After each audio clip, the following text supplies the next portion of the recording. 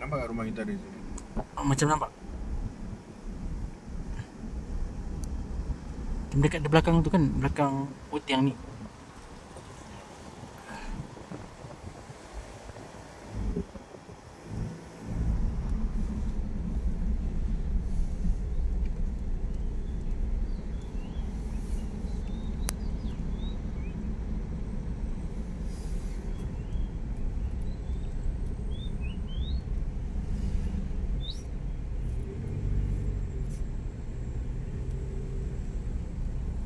Blueberry Earth House.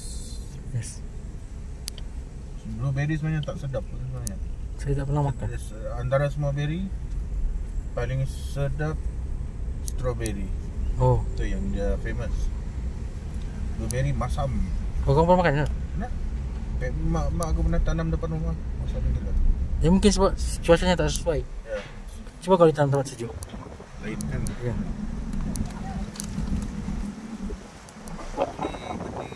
Benih mah yang sudah dikacuk. Oh.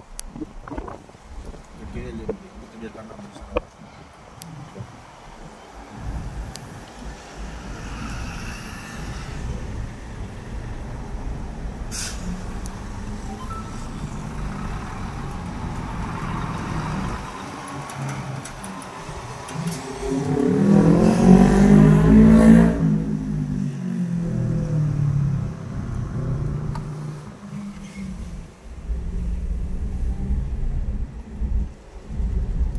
Belakang tu kan tadi Kia Farm. Dia pun ya.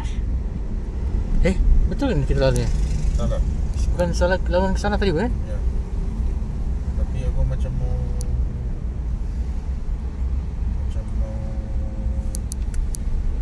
kau mau makan apa? Saya apa-apa pun boleh. Apa boleh ya? Ya. Kita pusing balik lah. Yalah.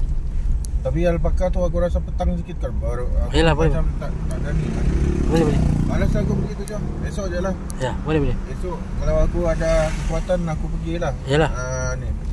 Apa ni? Alpaka tu. Ya. Kalau tak aku beli je. Hmm. Dekat Kia Farm tu. Apa ni? Ubi Jepun. Kredit Jepun.